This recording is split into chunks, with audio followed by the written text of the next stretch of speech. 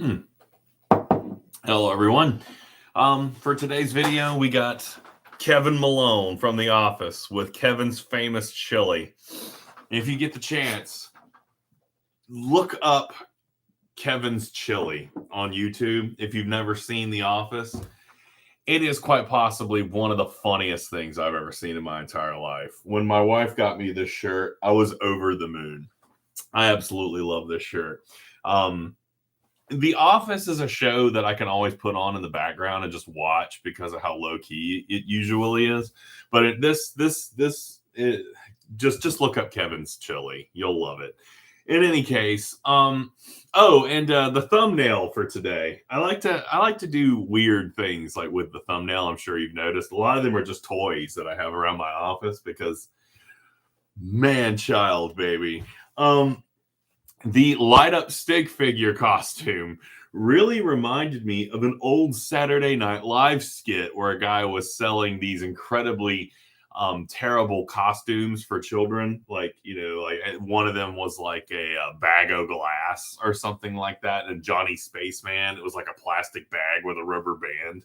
But the light up stick figure made me chuckle because it looks so much like a costume from that skit called Invisible Pedestrian because even if you got the light up stick figure aspect of it, just walking around in the street in a black bodysuit, I just don't know if I like it. I don't know if I'd let my kids buy that. Anyway, it's each their own. I'm sorry. In any case, I love coffee. We are coming out of our the oppression paper, and I'm reading those, and honestly there's some bumps and bruises. You're going to hear that terminology a lot. There's certain things that I've had to be like, ooh, we need to pay attention to this. But for the most part, I mean, I'm not really too hung up on stuff as long as you gave it, as long as you gave me around the 2 pages and you got, honestly, most of the content filled out. I'm not really picking on you too much for this one. This one was supposed to just be, a preliminary thing where I kind of gauge your writing style. So everybody's doing pretty well on it. And all the bumps and bruises that I've seen are really things that are to be expected at this level, things that I would expect with someone who hasn't been writing for a while, so that's pretty normal. Because I certainly do not expect you guys to be perfect right now, but I am going to start expecting some improvement. Now, this next assignment we're doing, this one's going to be different. And honestly, I'm taking this assignment in a bit of a different direction than I normally do because I realized a few weeks ago, I get my emails coming in. I realized a few weeks ago that the way that I teach this across English 1010 and English 1101 is way too similar. You guys need stuff that's different. You need to go in 2 different directions, right? Because 1010 should not do the same things that 1101 is doing. So, it's funny too, because 1010 is more the basic skills course, but you guys are going to have a little bit more of a complicated one than the guys in 1101. 1101 is going to be a lot more internal, but you guys are going to have more of an external thing going on. Now, what we're doing is something called an eco-narrative. Now, normally when I first begin this assignment, I go off on this really long, kind of ridiculous philosophical discussion about what an eco-narrative is. And I really don't want to do that this time. I want to kind of I want to jump straight into it. But just to kind of put this in more, not layman's, but more accessible terms, right? Not everybody runs around reading gigantic books about philosophy. So I got to be really careful to keep what I say accessible. Not easy, just accessible, right? Eco-narrative is the idea of a place having a story. Now, a place, an environment has a story in 2 different ways. Every time people go to an environment, every time people experience it, they give it its own story, our story that we create when we experience that place, right? Every time I come into this office, the area of this office has a new story, right? They're not typically interesting stories, right? But the story that exists for a place, in my opinion, is extremely interesting. but you do sometimes have to dig for it. Now, I have really been wanting to take this assignment in more of a research direction, or at least get a little bit of research injected earlier in the course so that you guys won't be bombarded with that at the end. Now,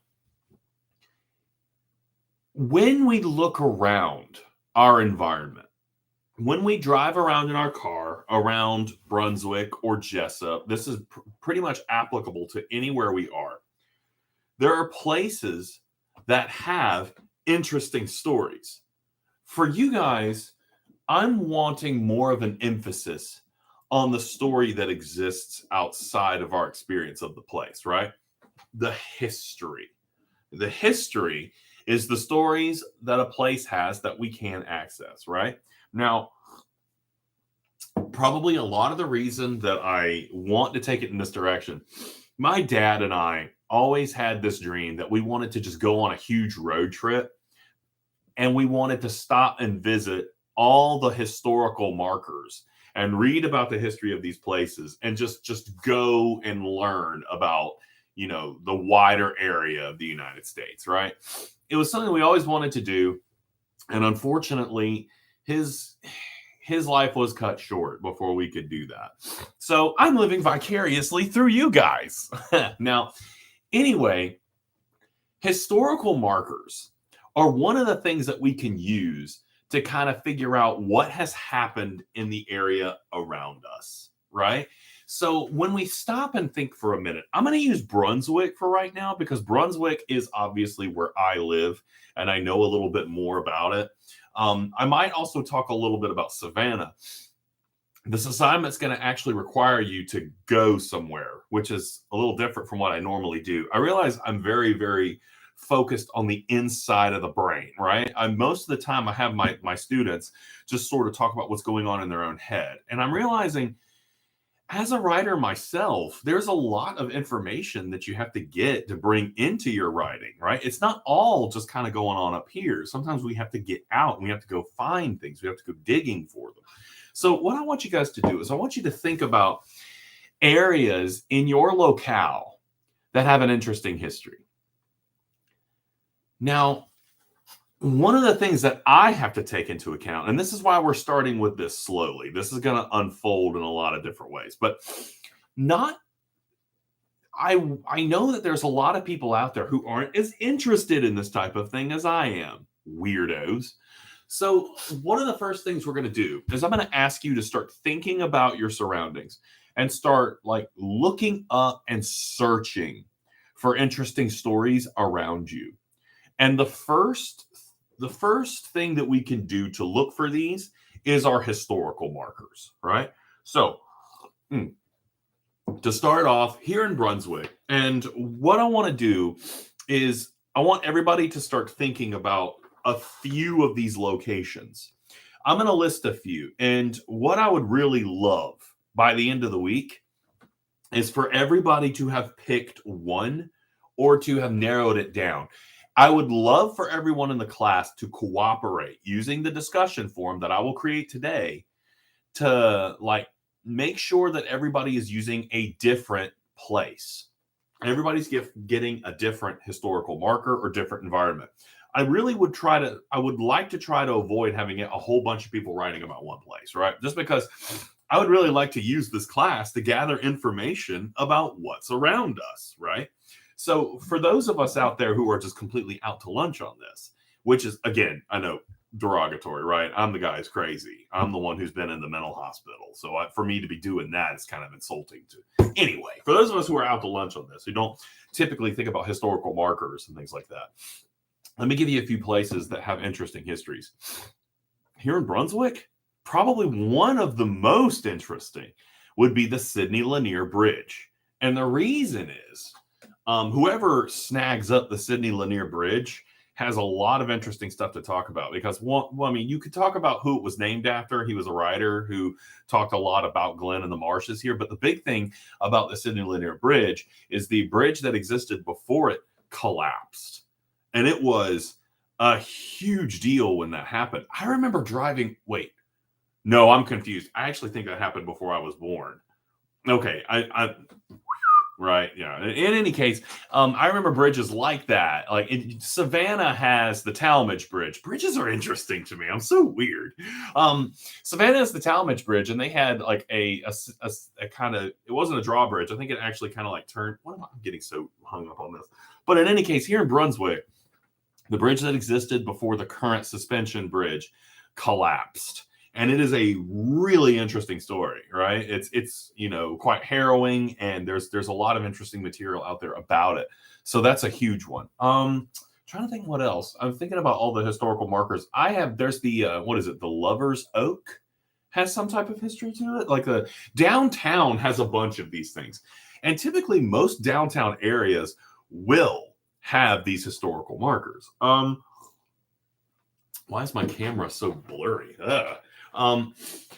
St. Simon's Island has its own group. I believe there's a house on St. Simon's Island where the famous playwright Eugene O'Neill used to live.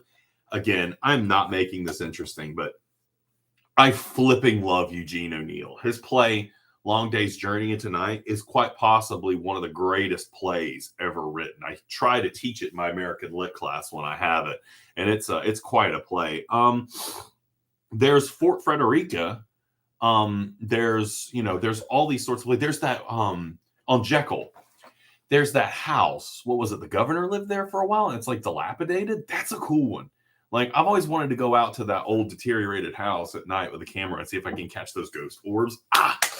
Oh man, the haunting paranormal stuff is really cool with an assignment like this as well. When I lived in Statesboro, there was two of them. All right, I'm having way too much fun with this lecture. But in Statesboro, we had a packing house, a meat packing house that burned down a long time ago.